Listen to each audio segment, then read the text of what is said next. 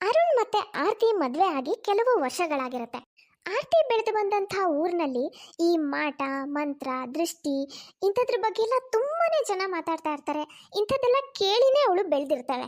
ಒಂದಿನ ಆರ್ತಿ ಮನೆ ಹೊರಗಡೆ ನಿಂತಿರ್ತಾಳೆ. ಆಗ ಒಬ್ಬ ವ್ಯಕ್ತಿ ಇವ್ರ ಮನೆ ಕಡೆ ನೋಡ್ತಾನೆ. ಯಾರು ಯಾರಪ್ಪ ನೀನು? ನಮ್ಮನೆ ಕಡೆ ಯಾಕೆ ಈ ತರ ನೋಡ್ಕೊಂಡು ಹೋಗ್ತಾ ಇದ್ಯಾ? ಏನಾಗಿದೆ ನಿನ್ಗೆ? ನಮ್ಮನೆ ಮೇಲೆ ಕೆಟ್ಟ ದೃಷ್ಟಿ ಹಾಕ್ತಾ ಇದ್ಯಾ? ಈ ಮನೆ ಹಾಳಾಗ್ಲಿ, ಈ ಮನೆ ಬಿದ್ದು ಹೋಗ್ಲಿ, ಈ ಮನೇಲಿ ಇರೋರ್ ವಿಷಯದಲ್ಲಿ ಕೆಟ್ಟದೇನಾದ್ರೂ ಆಗ್ಲಿ ಅಂತ ಅನ್ಕೊಂಡು ನೋಡ್ತಾ ಇದ್ಯಾ? ಅಲ್ಲಮ್ಮ, ಏನ್ ಮಾತಾಡ್ತಾ ಇದ್ದೀರಾ ನೀವು? ಮನೆ ಕಾಣಿಸ್ತಾ ಇದೆ ಅನ್ನುವಾಗ ದಾರಿಲಿ ಹೋಗೋರು ಈ ಕಡೆ ನೋಡೋದು ಸಹಜ ಅಲ್ವಾ? ಅಷ್ಟೊಂದು ನಿಮಗೆ ದಾರಿಲಿ ಹೋಗೋರೆಲ್ಲ ನಿಮ್ಮ ಮನೆ ಮೇಲೆ ಕೆಟ್ಟ ದೃಷ್ಟಿ ಹಾಕ್ತಾರೆ ಅಂತ ಅನುಮಾನ ಇದ್ರೆ ನಿಮ್ಮ ಮನೆಗೊಂದು ಕಾಣಿಸ್ತಾ ಇರೋ ಹಾಗೆ ಪರ್ದೆ ಹಾಕೊಂಡ್ಬಿಡಿ. ಅವಾಗ ಯಾರು ನಿಮ್ಮ ಮನೆ ಕಡೆ ನೋಡಕ್ ಬರಲ್ಲ. ದಾರಿಲಿ ಹೋಗೋರ್ಗೆಲ್ಲ ನಿಮ್ಮ ಮನೆ ಮೇಲೆ ಕೆಟ್ಟ ದೃಷ್ಟಿ ಹಾಕೋದೇ ಕೆಲ್ಸನ. ಹೌದಮ್ಮ ಆರ್ತಿ, ಅವ್ರು ಹೇಳ್ತಾ ಇರೋದು ಸರಿಯಾಗಿದೆ. ಮನೆ ಇದ್ಮೇಲೆ ದಾರಿಯಲ್ಲಿ ಹೋಗೋರು ಅಕ್ಕಪಕ್ಕ ನೋಡ್ಕೊಳ್ತಾ ಹೋಗೋದು ಸಹಜ ಅಲ್ವಾ? ಹಾಗಂತ ಹೇಳಿ ನಮ್ಮ ಮನೆ ಕಡೆ ನೋಡೋರೆಲ್ಲ ಮನೆಗೆ ಕೆಟ್ಟ ದೃಷ್ಟಿ ಹಾಕ್ತಾರೆ ಅಂತ ಹೇಳಕ್ಕಾಗುತ್ತಾ? ಆರ್ತಿ, ಅತಿಯಾಗಿ ಈ ಥರ ಎಲ್ಲ ಯೋಚನೆ ಮಾಡೋದು, ಆ ಅನುಮಾನ ದೃಷ್ಟಿಯಲ್ಲಿ ನೋಡೋದು ಒಳ್ಳೇದಲ್ಲಮ್ಮ. ಅತ್ತೇ ನಿಮಗೆ ಗೊತ್ತಿಲ್ಲ ಈಗಿನ ಕಾಲದಲ್ಲಿ ಜನಗಳು ಹೇಗೆಲ್ಲ ಇರ್ತಾರೆ ಅಂತ. ತಮ್ಮ ಕೆಟ್ಟ ದೃಷ್ಟಿ ಹಾಕಿ ಆಮೇಲೆ ಮಾಟ ಮಂತ್ರ ಇಂಥದ್ದನ್ನೆಲ್ಲ ಮಾಡಿಸಿ ಬೇರೆಯವರಿಗೆ ಏಳಿಗೆ ಆಗಕ್ಕೆ ಬಿಡಲ್ಲ, ಗೊತ್ತಾ? ನೀವು ಅನ್ಕೊಂಡಾಗೆಲ್ಲ ಇಲ್ಲ ಅತ್ತೆ, ಜನ ಭಾಳ ಕೆಟ್ಟ ದೃಷ್ಟಿ ಹಾಕ್ತಾರೆ. ಅಯ್ಯೋ ದೇವ್ರೆ ಆರ್ತಿ, ನಿನಗೆ ಈ ಥರ ಎಲ್ಲ ಯೋಚನೆ ಅದು ಯಾಕೆ ಬರುತ್ತೋ ಗೊತ್ತಿಲ್ಲಮ್ಮ. ನಾವಂತೂ ಒಳ್ಳೆ ಮನಸ್ಸಿಂದ ಎಲ್ಲರನ್ನೂ ಒಳ್ಳೆ ದೃಷ್ಟಿಯಿಂದ ನೋಡ್ತಾನೆ ಜೀವನ ಮಾಡ್ಕೊಂಡು ಬಂದಿದ್ದೀವಿ. ಎಲ್ಲ ಒಳ್ಳೇದೇ ಆಗಿದೆ. ಅತ್ತೆ ಸುಮ್ಮನಿರಿ, ನಿಮಗಿದೆಲ್ಲ ಗೊತ್ತಾಗಲ್ಲ. ನೀವು ಅನ್ಕೊಂಡ ಹಾಗೆ ಎಲ್ಲರೂ ಒಳ್ಳೆ ದೃಷ್ಟಿಯಲ್ಲಿ ನೋಡಲ್ಲ. ನಡೀರಿ ಒಳಗಡೆ ಹೋಗೋಣ. ಅತ್ತೆ ಸೊಸೆ ಇಬ್ರು ಇನ್ನೂ ಮನೆ ಒಳಗೆ ಬಂದಿರ್ತಾರಷ್ಟೇ. ಪಕ್ಕದ ಮನೆ ಪದ್ಮ ಬಿಸಿಬೇಳೆ ಬಾತ್ ತಗೊಂಡು ಬರ್ತಾಳೆ. ಶಾರದಾ, ಇವತ್ತು ನಾನು ಬಿಸಿಬೇಳೆ ಬಾತ್ ಮಾಡಿದ್ದೆ, ಅದಕ್ಕೆ ನಿಮಗೂ ಕೊಟ್ಟು ಹೋಗೋಣ ಅಂತ ತಗೊಂಡು ಬಂದೆ. ಪದ್ಮ, ನೀನು ಯಾವಾಗಲೇ ಬಿಸಿಬೇಳೆ ಬಾತ್ ಮಾಡಿದ್ರು ನೀನು ಮಾಡೋ ಬಿಸಿಬೇಳೆ ಬಾತ್ ನಮಗೆ ತುಂಬ ಇಷ್ಟ ಅಂತ ಮರೀದೇ ತಗೊಂಡು ಬರ್ತೀಯಲ್ಲ. ನಿಜವಾಗ್ಲೂ ಅಕ್ಕಪಕ್ಕದವರು ಅಂದರೆ ನಿನ್ನ ಥರ ಇರಬೇಕು. ಘಮ ಘಮ ಅಂತಿದೆ. ಪದ್ಮ, ನಾನು ಎಷ್ಟೇ ಪ್ರಯತ್ನ ಪಟ್ಟರು ನಿನ್ನ ಥರ ಬಿಸಿಬೇಳೆ ಬಾತ್ ಮಾಡೋಕ್ಕಂತೂ ನನಗೆ ಇಲ್ಲಿವರೆಗೂ ಸಾಧ್ಯ ಆಗಿಲ್ಲ. ಆರ್ತಿ, ನಮ್ಮ ಮನೇಲಿ ನಾನು ಎಷ್ಟೋ ವರ್ಷದಿಂದ ಬಿಸಿಬೇಳೆ ಬಾತ್ ಮಾಡೇ ಇಲ್ಲ. ಯಾಕಂದರೆ ಪದ್ಮ ಅವ್ರ ಮನೇಲಿ ಬಿಸಿಬೇಳೆ ಬಾತ್ ಮಾಡಿದಾಗೆಲ್ಲ ಮರೀದೆ ನಮಗೆ ತಂದ್ಕೊಡ್ತಾಳೆ. ಪದ್ಮ ಮಾಡೋ ಬಿಸಿಬೇಳೆ ಬಾತ್ ತಿಂದ ಮೇಲೆ ನಾನು ಮಾಡೋ ಬಿಸಿಬೇಳೆ ಬಾತ್ ನನಗೆ ಇಷ್ಟ ಆಗಲ್ಲ. ಅದಕ್ಕೆ ನಾನು ಮಾಡೋಕ್ಕೆ ಹೋಗ್ತಾ ಇಲ್ಲ. ಅಯ್ಯೋ ಶಾರದಾ, ನಾನು ಏನು ಸೀಮೆಂಗೆ ಇಲ್ಲದೆ ಇರೋ ಬಿಸಿಬೇಳೆ ಬಾತ್ ಮಾಡ್ದ ಹಾಗೆ ಹೊಗಳ್ತಾ ಇದೆಯಪ್ಪ. ಸರಿ ಹೋಗ್ಲಿ ಬಿಡು, ನಾ ಬರ್ತೀನಿ ಆಯ್ತಾ, ಸ್ವಲ್ಪ ಕೆಲಸ ಇದೆ. ಸರಿ ಪದ್ಮ. ಆರ್ತಿ, ಪದ್ಮ ಇದ್ದಾಳಲ್ಲ, ಭಾಳ ಒಳ್ಳೆ ಹೆಣ್ಮಗಳು. ಬಿಸಿಬೇಳೆ ಬಾತ್ ನೋಡಿಲಿ ಎಷ್ಟೊಂದು ಕೊಟ್ಟಿದ್ದಾಳೆ. ನಿನಗಿವತ್ತು ರಾತ್ರಿ ಊಟಕ್ಕೆ ಅಡುಗೆ ಮಾಡೋ ಕೆಲಸನೇ ಇಲ್ಲ. ನಮ್ಮೆಲ್ರಿಗೂ ಈ ಬಿಸಿಬೇಳೆ ಬಾತೆ ಸಾಕಾಗುತ್ತೆ ಅನ್ಸುತ್ತೆ. ಇದನ್ನು ಕೇಳಿ ಆರ್ತಿ ಮುಖ ಒಂಥರ ಮಾಡ್ತಾಳೆ. ಬೇಡ ಅತ್ತೆ ಬೇಡ, ಬೇರೆಯವ್ರ ಮನೆಯಿಂದ ಕೊಟ್ಟಿರೋ ಅಡುಗೆ ಎಲ್ಲ ತಿನ್ನೋ ಅವಶ್ಯಕತೆ ಇಲ್ಲ. ಅವ್ರು ಇದ್ರಲ್ಲಿ ಏನಾದರೂ ಮಿಕ್ಸ್ ಮಾಡಿಕೊಟ್ಟಿದ್ರೆ, ಅದೇನೇನೋ ಹೇಳ್ತಾರಲ್ಲ ಔಷಧಿ ಹಾಕೋದು ಅಂತ ಹೇಳಿ, ಅಂಥದ್ದೆಲ್ಲ ಮಾಡಿದ್ರೆ, ಆ ಥರ ಏನಾದರೂ ಮಾಡಿದರೆ ಅದರ ಎಫೆಕ್ಟು ತಕ್ಷಣ ಗೊತ್ತಾಗಲ್ವಂತೆ ಅತ್ತೆ. ನಿಧಾನವಾಗಿ ಮನುಷ್ಯ ವೀಕ್ ಆಗ್ತಾ ಹೋಗ್ತಾನಂತೆ, ಊಟ ಸೇರಲ್ಲಂತೆ, ಈ ಥರ ಎಲ್ಲ ಆಗುತ್ತಂತೆ ಗೊತ್ತಾ? ಯಾರ್ಯಾರ ಮನಸ್ಸಲ್ಲಿ ಏನೇನಿರುತ್ತೋ, ಏನೇನೆಲ್ಲ ಮಾಡಿ ಅಡುಗೆ ಮಾಡಿರ್ತಾರೋ. ಬೇಡ ಅತ್ತೆ ಬೇಡ, ಇದನ್ನ ತಿನ್ನೋದು ಬೇಡ. ಏನ್ ಮಾತಾಡ್ತಾ ಇದೀಯ ಆರ್ತಿ? ಪದ್ಮ ಮಾಡೋ ಅಡುಗೆನ ನಾವು ಎಷ್ಟೋ ವರ್ಷದಿಂದ ತಿಂತಾ ಇದ್ದೀವಿ, ಏನೇನೂ ಆಗಿಲ್ಲ ಗೊತ್ತಾ? ನೋಡಾರ್ತಿ, ನಿನಗೆ ಇದನ್ನ ತಿನ್ನಕ್ಕೆ ಮನಸ್ಸಿಲ್ಲ ಅಂದರೆ ನಿನಗೆ ಬೇರೆ ಏನಾದರೂ ಅಡುಗೆ ಮಾಡ್ಕೊ. ನಾನು ನನ್ನ ಮಗ ಮಾತ್ರ ಇದನ್ನೇ ತಿಂತೀವಿ.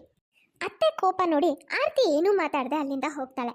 ರೂಮಿಗೆ ಬಂದು ಮುಖ ಊದಿಸ್ಕೊಂಡು ಕೂತಿರ್ತಾಳೆ. ಏನಾಯ್ತು ನನ್ನ ಮುದ್ದಿನ ಹೆಂಡತಿಗೆ? ಮುಖ ಯಾಕೆ ಹೀಗಾಗಿದೆ? ನಿಮಗೆ ಗೊತ್ತಾ ರೀ, ನಮ್ಮ ಮನೆ ಹತ್ರ ಒಬ್ರು ಗಿರ್ಜಾ ಆಂಟಿ ಅಂತ ಇದ್ರು. ಅವರು ನಮ್ಮ ಮನೆಗೆ ಒಂದಿನ ಅವ್ರು ಮಾಡಿದೇನೋ ಪಲ್ಯನೋ ಏನೋ ತಂದ್ಕೊಟ್ಟಿದ್ರು. ಅದನ್ನ ತಿಂದಾಗಿಂದ ಇವತ್ತಿನವರೆಗೂ ನಮ್ಮ ಅಪ್ಪನಿಗೆ ಆರೋಗ್ಯನೇ ಸರಿ ಇರಲ್ಲ. ಪದೇ ಪದೇ ಹುಷಾರಿಲ್ದಾಗುತ್ತೆ. ನಮ್ಮ ಅಕ್ಕಪಕ್ಕದ ಜನ ಎಲ್ಲ ಏನು ಹೇಳ್ತಿದ್ರು ಅಂದರೆ, ಆ ಗಿರ್ಜಾ ಆಂಟಿಗೆ ಈ ಥರ ಅಡುಗೆಯಲ್ಲಿ ಏನಾದರೂ ಔಷಧಿ ಮಿಕ್ಸ್ ಮಾಡಿ ಬೇರೆಯವರಿಗೆ ಕೊಡೋ ಅಭ್ಯಾಸ ಇದೆ ಅಂತ ಹೇಳ್ತಾ ಇದ್ರು ಗೊತ್ತಾ? ಹೌದಾ? ಈ ಥರ ಎಲ್ಲ ಮಾಡ್ತಾರಾ? ಯಪ್ಪ, ಎಂತೆಂಥ ಜನ ಇರ್ತಾರೆ ನೋಡು. ಸದ್ಯ ದೇವ್ರ ದಯೆಯಿಂದ ನಮ್ಮ ಅಕ್ಕಪಕ್ಕದಲ್ಲಿ ಅಂಥ ಜನ ಯಾರೂ ಇಲ್ಲ. ಅಯ್ಯೋ, ಯಾರು ಅಂಥವ್ರು ಇಲ್ಲ ಅಂತ ಹೇಗೆ ಹೇಳ್ತೀರಾ ನೀವು? ಆ ಥರ ಔಷಧಿ ಎಲ್ಲ ಹಾಕೋರ್ನ ನಾವು ಕಂಡುಹಿಡಿಯೋಕ್ಕೆ ಆಗಲ್ಲ ಗೊತ್ತಾ? ಈ ಒಂದು ಹನಿ ಅನುಮಾನ ಬರದೇ ಇರೋ ಹಾಗೆ ಹಾಕ್ತಾರೆ. ಅತ್ತೆಗೆ ಇದ್ರ ಬಗ್ಗೆ ಎಷ್ಟು ಹೇಳಿದ್ರು ಅವ್ರಿಗೆ ಅರ್ಥನೇ ಆಗ್ತಾ ಇಲ್ಲ, ನನ್ನ ಮಾತೇ ಕೇಳ್ತಾ ಇಲ್ಲ ಗೊತ್ತಾ? ಇವತ್ತು ಆ ಪಕ್ಕದ ಮನೆ ಪದ್ಮ ಆಂಟಿ ಅದೇನೋ ಬೇಳೆ ಬಾತ್ ತಂದ್ಕೊಟ್ಟಿದ್ದಾರೆ. ಅದನ್ನ ತಿನ್ನಕ್ಕೆ ರೆಡಿಯಾಗಿದ್ದಾರೆ ಅತ್ತೆ. ಹೇಳ್ತಾರೆ ನಾನು ನನ್ನ ಮಗ ಇವತ್ತು ಇದನ್ನೇ ತಿಂತೀವಿ ಅಂತ ಹೇಳ್ತಿದ್ದಾರೆ. ನಾನು ಬೇಡ ಅತ್ತೆ, ಯಾರ ಮನೆದು ಏನೂ ತಿನ್ನೋದು ಬೇಡ ಅಂತ ಎಷ್ಟು ಹೇಳಿದ್ರು ಕೇಳ್ತಾ ಇಲ್ಲ. ಯಾರ ಮನಸ್ಸಲ್ಲಿ ಏನಿರುತ್ತೋ, ಯಾರ್ಯಾರು ಎಂತೆಂಥವ್ರು ಇರ್ತಾರೋ, ಅಡುಗೆಲಿ ಏನೇನು ಹಾಕ್ತಾರೋ, ಅದಕ್ಕೆ ಬೇಡ ಅತ್ತೆ ತಿನ್ನೋದು ಅಂತ ಹೇಳಿದ್ರೆ ಅತ್ತೆ ನನ್ನ ಮಾತು ಕೇಳ್ತಾನೆ ಇಲ್ಲ. ಹೌದಾ? ನೀನು ಹೇಳಿದ ಸ್ಟೋರಿ ಕೇಳಿದ್ಮೇಲೆ ಯಾಕೋ ನನಗೂ ಹಾಗೆ ಅನ್ನಿಸ್ತಿದೆ. ಇರು, ನಾನು ಅಮ್ಮನಿಗೆ ಹೇಳ್ತೀನಿ. ರಾತ್ರಿ 3 ಜನನು ಊಟ ಕೂತಿರ್ತಾರೆ. ಅಮ್ಮ, ಈ ಬಿಸಿಬೇಳೆ ಬಾತು ಪದ್ಮ ಆಂಟಿ ಮನೆದಾ? ಹೌದು ಕಣ, ಪದ್ಮನ್ ಮನೆದು. ಸಂಜೆ ತಾನೇ ಬಂದು ಕೊಟ್ಟು ಹೋದ್ಲು. ಇರು, ನಿನ್ಗೊಂದು ಸ್ವಲ್ಪ ಬಡಿಸ್ತೀನಿ. ಶಾರದಾ ಮಗನಿಗೆ ಬಿಸಿಬೇಳೆಬಾತ್ ಬಡ್ಸೋಕ್ ಹೋಗ್ತಿರ್ತಾಳೆ. ಅಷ್ಟೊತ್ತಿಗೆ ಆರ್ತಿ ಗಂಡನ್ನ ಗುರಾಯಿಸ್ತಾಳೆ. ಅಮ್ಮ, ಬೇಡಮ್ಮ, ಬಿಸಿಬೇಳೆ ಬಾತ್ ಬೇಡ. ನಾನು ನಮ್ಮ ಮನೇಲಿ ಮಾಡಿರೋ ಅನ್ನ ಸಾರೇ ಊಟ ಮಾಡ್ತೀನಿ. ಯಾಕೋ ಅರುಣ್, ಯಾಕೆ ಬೇಡ ಅಂತಿದ್ಯಾ? ನಿನ್ಗೆ ಪದ್ಮ ಮಾಡೋ ಬಿಸಿಬೇಳೆಬಾತು ಚಿಕ್ಕಂದಿಂದನೂ ತುಂಬಾ ಇಷ್ಟ ಅಲ್ವಾ? ಹೂಮ್ಮ, ಇಷ್ಟ ಏನೋ ಇತ್ತು. ಆದರೆ ಈಗ ಯಾಕೋ ಭಯ ಅನ್ನಿಸ್ತಾ ಇದೆ ಬೇರೆಯವ್ರ ಮನೆ ಅಡುಗೆ ಎಲ್ಲ ಊಟ ಮಾಡೋಕ್ಕೆ. ಯಾರಿಗೆ ಗೊತ್ತಮ್ಮ, ಯಾರು ಯಾವುದ್ರಲ್ಲಿ ಏನೇನು ಮಿಕ್ಸ್ ಮಾಡಿರ್ತಾರೋ ಏನೋ. ಶಾರದನಿಗೆ ಮಗ ಈ ರೀತಿ ಮಾತಾಡಕ್ಕೆ ಕಾರಣ ಏನು, ಯಾರು ಅನ್ನೋದು ಚೆನ್ನಾಗಿ ಅರ್ಥ ಆಗುತ್ತೆ. ಇದಕ್ಕೆಲ್ಲ ಕಾರಣ ಏನು ಅಂತ ನನಗೆ ಚೆನ್ನಾಗಿ ಗೊತ್ತು. ಆದರೆ ಏನು ಮಾತಾಡಕ್ಕೆ ಹೋಗಲ್ಲ. ಏನು ಮಾತಾಡಿದ್ರೂ ಪ್ರಯೋಜನ ಇಲ್ಲ. ಮಾರನೇ ದಿನ ರಕ್ಷಾಬಂಧನ ಇರುತ್ತೆ. ಹಾಗಾಗಿ ಆರ್ತಿ ನಾದ್ನಿ ಸ್ವಾತಿ ಅಣ್ಣನಿಗೆ ರಾಖಿ ಕಟ್ಟೋಕೋಸ್ಕರ ಮನೆಗೆ ಬರ್ತಾಳೆ. ಸ್ವಾತಿ, ಬಂದ್ಯಾ ಮಗಳೇ? ಏನಮ್ಮ ನೀನು ಅಪರೂಪದಲ್ಲಿ ಅಪರೂಪ ಆಗ್ಬಿಟ್ಟಿದ್ಯಾ. ರಕ್ಷಾಬಂಧನ ದಿನ ಅಂತೂ ನೀನು ತಪ್ಸೋದೇ ಇಲ್ಲ ಅಂತ ಗೊತ್ತಿತ್ತು. ಅದಕ್ಕೆ ನೀನು ಬರೋದನ್ನೇ ಕಾಯ್ತಾ ಇದ್ದೆ. ಹೂನಮ್ಮ, ನಾನು ಇವತ್ತಿನ ದಿನ ಹೇಗೆ ಮಿಸ್ ಮಾಡೋಕ್ಕಾಗುತ್ತೆ ಹೇಳು? ಅಣ್ಣನಿಗೆ ರಾಖಿ ಕಟ್ಟೋದನ್ನು ನಾನು ಯಾವತ್ತೂ ಮಿಸ್ ಮಾಡಲ್ಲ. ಹೇಗಿದೆಯಾ ಸ್ವಾತಿ? ನೀನಂತೂ ಭಾಳ ಅಪರೂಪ ಅಪ್ಪ. ಇಲ್ಲೇ ಹತ್ರನೇ ಇದ್ರೂ ಬರೋದೇ ಇಲ್ಲ. ಹೌದಕ್ಕೆ ಏನಾದರೂ ಒಂದು ಕೆಲಸಗಳು ಇದ್ದೇ ಇರುತ್ತೆ ನೋಡಿ, ಅದಕ್ಕೆ ಬರೋಕ್ಕೆ ಆಗಲ್ಲ. ಈಗಲೂ ಅಷ್ಟೇ, ಅಣ್ಣನಿಗೆ ರಾಖಿ ಕಟ್ಟಿ ಸ್ವೀಟ್ ತಿನ್ನಿಸಿ ನಾನು ಬೇಗ ಇಲ್ಲಿಂದ ಹೊರಡಬೇಕು. ಸ್ವಾತಿ ಅಣ್ಣನಿಗೆ ರಾಖಿ ಕಟ್ಟಿ ತಾನು ತಂದಿರೋ ಸ್ವೀಟ್ನ ಅಣ್ಣನಿಗೆ ತಿನ್ಸೋಕೆ ಅಂತ ಹೊರಟಿರ್ತಾಳೆ. ಅಷ್ಟೊತ್ತಿಗೆ ಆರ್ತಿ ಜೋರಾಗಿ ಕೂಗ್ತಾಳೆ, ಸ್ವಾತಿ ನಿಲ್ಲು ನಿಲ್ಲು, ಅವ್ರಿಗೆ ಆ ಸ್ವೀಟ್ ತಿನ್ಸಕ್ಕೆ ಹೋಗ್ಬೇಡ. ಯಾಕದ್ಕೆ, ಏನಾಯ್ತು? ಅಣ್ಣನಿಗೆ ಈ ಸ್ವೀಟ್ ಅಂದರೆ ಇಷ್ಟ ಅಲ್ವಾ? ಪ್ರತಿ ವರ್ಷ ನಾನು ಇದೇ ಸ್ವೀಟ್ನೇ ತರ್ತೀನಿ. ಈಗ ಯಾಕೆ ಬೇಡ ಅಂತಿದ್ದೀರಾ? ಯಾಕೆ ಅಣ್ಣನಿಗೆ ಈಗೀಗ ಈ ಸ್ವೀಟ್ ಇಷ್ಟ ಆಗ್ತಿಲ್ವಾ? ಅದು ಹಾಗಲ್ಲ ಸ್ವಾತಿ, ಅದು ಅವರು ಈಗಿನ್ನೂ ತಿಂಡಿ ತಿಂದಿದ್ದಾರೆ. ತಿಂಡಿ ತಿಂದ ತಕ್ಷಣ ಮತ್ತೆ ಸ್ವೀಟ್ ತಿನ್ನೋದು ಯಾಕೆ ಅಂತ ಅಷ್ಟೇ. ನೀನು ಇಟ್ಟು ಹೋಗಿರೋ, ನಾನು ಅವರಿಗೆ ಆಮೇಲೆ ಕೊಡ್ತೀನಿ, ಆಯಿತಾ? ಸರಿ ಬಿಡಿ ಅದಕ್ಕೆ, ಆಯ್ತು, ಆಮೇಲೆ ಕೊಡಿ.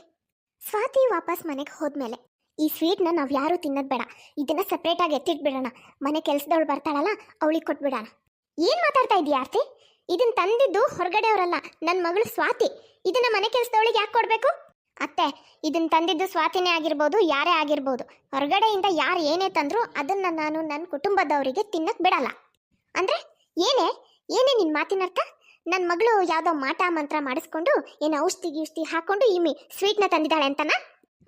ಅತ್ತೆ, ನಾನು ಹಾಗೆ ಅಂತ ಏನು ಹೇಳ್ತಾ ಇಲ್ಲ. ಆದರೆ ಇನ್ ಕೇಸ್ ಆ ಥರ ಏನಾದರೂ ಆಗಿತ್ತು ಅಂದರೆ ಏನು ಮಾಡೋದು? ಏನು ಮಾತಾಡ್ತಾ ಇದೀಯ ಆರ್ತಿ? ನನಗೆ ಯಾಕೋ ಇದು ಅತಿ ಆಯಿತು ಅಂತ ಅನ್ನಿಸ್ತಿದೆ. ನಿಜವಾಗ್ಲೂ ನಿನ್ನ ಬುದ್ಧಿಗೆ ಏನೋ ಆಗಿದೆ. ಯಾವುದಾದ್ರೂ ಡಾಕ್ಟರ್ ಹತ್ರನಾದ್ರೂ ಕರ್ಕೊಂಡೋಗಿ ತೋರಿಸ್ಬೇಕು ನಿನ್ನನ್ನು. ನನಗಂತೂ ಇದನ್ನೆಲ್ಲ ಕೇಳಿ ಭಾಳ ಬೇಜಾರಾಗಿದೆ. ನಿಜವಾಗ್ಲೂ ಅನುಮಾನ ಇರಬೇಕು, ಆದರೆ ಇದು ಯಾಕೋ ಅತಿ ಆಯಿತು. ಮನೆ ಮಗಳ ಮೇಲೂ ಅನುಮಾನ ಪಡೆದಂದ್ರೆ ಏನದು? ತುಂಬ ನೊಂದ್ಕೊಂಡು ಶಾರದಾ ಬಟ್ಟೆ ಎಲ್ಲ ಪ್ಯಾಕ್ ಮಾಡಿಕೊಂಡು ಮನೆ ಬಿಟ್ಟು ಹೊರಟು ನಿಲ್ತಾಳೆ. ಅಜ್ಜಿ, ಎಲ್ಲಿಗೆ ಹೋಗ್ತಾ ಇದೆಯಾ? ನಾನು ನಿನ್ನ ಜೊತೆ ಬರ್ತೀನಿ. ಬೇಡ ಕಂದ, ನಿನ್ನ ಅಮ್ಮ ಅಪ್ಪನ ಜೊತೆನೇ ಇರು. ನಾನೇನಾದರೂ ನಿನ್ನ ಜೊತೆ ಕರ್ಕೊಂಡು ಹೋದರೆ ಈ ನಿಮ್ಮಮ್ಮ ಇದ್ದಾಳಲ್ಲ, ಅವಳು ಏನಿಲ್ಲ, ನಾನು ನಿನಗೇನೋ ಮಾಟ ಮಂತ್ರ ಮಾಡಿ ನನ್ನ ಜೊತೆ ಕರ್ಕೊಂಡು ಹೋಗಿದ್ದೀನಿ ಅಂತಾನೆ ಹೇಳ್ತಾಳೆ. ಬೇಡ ಕಂದ, ನೀನಿಲ್ಲೇ ಇರು, ಆಯ್ತಾ? ಶಾರದಾ ಯಾರು ಏನೇ ಹೇಳಿದ್ರು ಕೇಳದೆ ಮನೆ ಬಿಟ್ಟು ಹೊರಟೋಗ್ಬಿಡ್ತಾಳೆ. ತಾಯಿ ಮನೆ ಬಿಟ್ಟು ಹೋದ್ಮೇಲೆ ಅರುಣ್ ಅಂತೂ ತುಂಬಾನೇ ಬೇಜಾರಲ್ಲಿರ್ತಾನೆ. ಈ ಕಡೆ ಆರ್ತಿಯ ಅನುಮಾನದ ಸ್ವಭಾವ ದಿನೇ ದಿನೇ ಹೆಚ್ಚಾಗ್ತಾನೆ ಹೋಗ್ತಾ ಇರತ್ತೆ.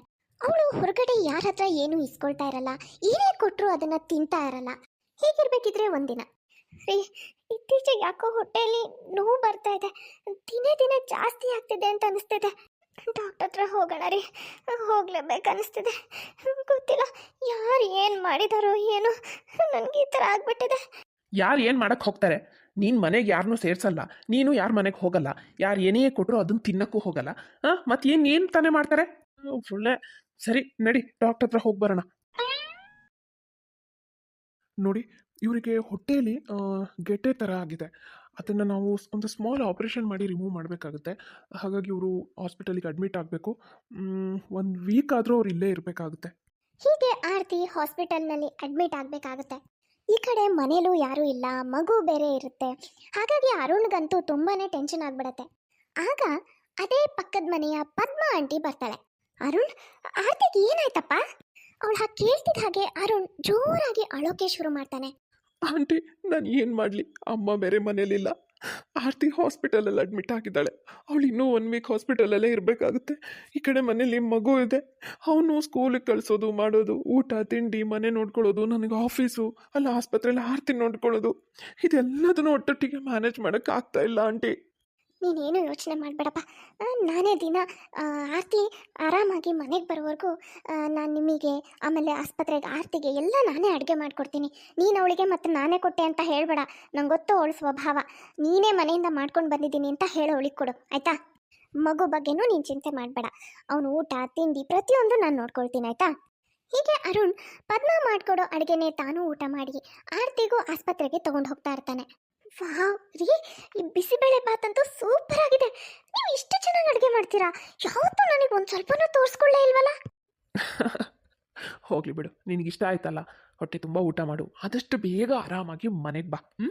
ಪಾಪು ನಿನಗೋಸ್ಕರ ಮನೇಲಿ ಕಾಯ್ತಾ ಇದ್ದಾನೆ ಕಣೆ.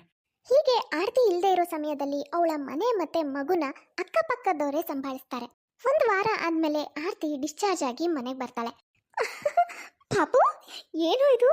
ನಾನು ಆಸ್ಪತ್ರೆಗೆ ಹೋದ್ಮೇಲೆ ನೀನು ಇನ್ನೂ ತಪ್ಪನೇ ಆಗ್ಬಿಟ್ಟಿದ್ಯಾ. ಅಷ್ಟೇ ಅಲ್ಲ, ಮನೇನೂ ಅಷ್ಟೇ ಎಷ್ಟು ನೀಟಾಗಿ ಕ್ಲೀನ್ ಆಗಿದೆ. ನಾನು ಒಂದು ವಾರ ಮನೆಯಲ್ಲಿ ಇರಲಿಲ್ಲ ಅನ್ನೋ ಥರನೇ ಇಲ್ಲ. ಏನ್ರಿ ಇದು? ನನಗೆ ನಂಬಕ್ಕೆ ಆಗ್ತಿಲ್ಲ. ಕಿಚನ್ನಿಂದ ಹಿಡಿದು ಮನೆ ಎಲ್ಲ ರೂಮ್ಗಳು ಅಷ್ಟೇ ಅಷ್ಟು ನೀಟಾಗಿ ಕ್ಲೀನ್ ಆಗಿದೆ. ಹೌದು ಆರ್ತಿ, ನಮ್ಮ ಮನೆ ಈ ರೀತಿ ಇರೋದಕ್ಕೆ ಕಾರಣ ಯಾರು ಗೊತ್ತಾ? ನೀನು ಇಲ್ಲದೆ ಇರುವಾಗ ನಮ್ಮ ಮನೇನ, ನಮ್ಮ ಮಗುನೆಲ್ಲ ನೋಡ್ಕೊಳ್ತಾ ಇದ್ದವರು ಅದೇ ನೀನು ಕೆಟ್ಟ ದೃಷ್ಟಿ ಹಾಕ್ತಾರೆ, ಮಾಟ ಮಂತ್ರ ಮಾಡ್ತಾರೆ, ಒಳ್ಳೆ ದೃಷ್ಟಿಯಲ್ಲಿ ನೋಡಲ್ಲ ಅಂತೆಲ್ಲ ಅಂತಿದ್ಯಲ್ಲ, ಅದೇ ಅಕ್ಕಪಕ್ಕದ ಮನೆಯವರು. ಪದ್ಮಾ ಆಂಟಿ ಅಂತ ಹಿಡಿದು ನಮ್ಮ ಅಕ್ಕಪಕ್ಕದ ಪ್ರತಿಯೊಬ್ಬರು ನಮ್ಮ ಈ ಕಷ್ಟದ ಸಮಯದಲ್ಲಿ ನಮ್ಮ ಜೊತೆ ನಿಂತಿದ್ರು. ನೀನು ಆಸ್ಪತ್ರೆಯಲ್ಲಿದ್ದಾಗ ಇಷ್ಟು ದಿನ ಊಟ ಮಾಡ್ತಾ ಇದ್ದಿದ್ದು, ಅದೇ ಊಟ ಮಾಡಿ ನೀನು ಇವತ್ತು ಆರಾಮಾಗಿ ಆಸ್ಪತ್ರೆಯಿಂದ ಡಿಸ್ಚಾರ್ಜ್ ಆಗಿ ಮನೆಗೆ ಬಂದಿದ್ಯಾ. ನಮ್ಮ ಮಗು ಕೂಡ ಈ ಒಂದು ವಾರದಲ್ಲಿ ಏನೂ ಸಮಸ್ಯೆ ಆಗದೆ ಅಷ್ಟು ಆರೋಗ್ಯವಾಗಿ ಹೆಲ್ದಿಯಾಗಿರ್ತಾನೆ ಅಂದರೆ ಅದಕ್ಕೆಲ್ಲ ಕಾರಣ ಪದ್ಮಾ ಆಂಟಿ ಮಾಡಿಕೊಡ್ತಿದ್ದಂಥ ಅಡುಗೆ. ನೀನವತ್ತು ಅವ್ರು ತಂದಿದ್ದು ಬಿಸಿಬೇಳೆ ಭಾತ್ ತಿನ್ನಲ್ಲ, ಅದರಲ್ಲಿ ಏನೇನು ಹಾಕಿರ್ತಾರೋ ಏನೇನು ಮಾಡಿರ್ತಾರೋ ಅಂತ ಹೇಳಿದ್ದಲ್ವಾ, ಅದೇ ಪದ್ಮಾ ಆಂಟಿನೇ ಈ ಒಂದು ವಾರ ಪೂರ್ತಿ ನಿನಗೆ ಆಸ್ಪತ್ರೆಗೆ ಅಡುಗೆ ಮಾಡಿ ಊಟ ಕಳಿಸ್ತಿದ್ದಿದ್ದು, ನನಗೆ ಅಡುಗೆ ಮಾಡಿಕೊಡ್ತಿದ್ದು, ನಮ್ಮ ಮಗು ಊಟ ಮಾಡಿಸ್ತಿದ್ದಿದ್ದು ಎಲ್ಲ ಅವರೇ. ಈಗ ನೋಡು, ಯಾರಿಗೆ ಏನಾಗಿದೆ? ಏನೂ ಆಗಿಲ್ಲ. ನೀನು ಆರಾಮಾಗಿ ಮನೆಗೆ ಬಂದಿದ್ಯಾ, ನಮ್ಮ ಮಗು ಹೆಲ್ದಿಯಾಗಿದ್ದಾನೆ, ನಾನು ಆರಾಮಾಗಿದ್ದೀನಿ, ನಮ್ಮ ಮನೆ ನೋಡು ಎಷ್ಟು ಚೆನ್ನಾಗಿದೆ. ಆರ್ತಿಗೆ ತನ್ನ ತಪ್ಪಿನ ಅರಿವಾಗುತ್ತೆ. ಅವಳು ಎಲ್ಲರ ಹತ್ರ ಕ್ಷಮೆ ಕೇಳ್ತಾಳೆ. ಅಷ್ಟೇ ಅಲ್ಲ, ಅತ್ತೆನೂ ವಾಪಸ್ ಮನೆಗೆ ಕರ್ಕೊಂಡು ಬರ್ತಾಳೆ. ನೋಡಿದ್ರಲ್ಲ ಫ್ರೆಂಡ್ಸ್, ಇವತ್ತಿನ ಈ ವಿಡಿಯೋ ನಿಮಗೆ ಸ್ವಲ್ಪನಾದರೂ ಇಷ್ಟ ಆಗಿದ್ರೆ ಪ್ಲೀಸ್ ಚಾನಲ್ನ ಸಬ್ಸ್ಕ್ರೈಬ್ ಮಾಡಿ, ಹಾಗೆ ಪ್ಲೀಸ್ ಲೈಕ್ ಮಾಡೋದನ್ನು ಮಾತ್ರ ಮರಿಬೇಡಿ. ಮುಂದಿನ ವಿಡಿಯೋದಲ್ಲಿ ಮತ್ತೆ ಸಿಗೋಣ. Bye friends.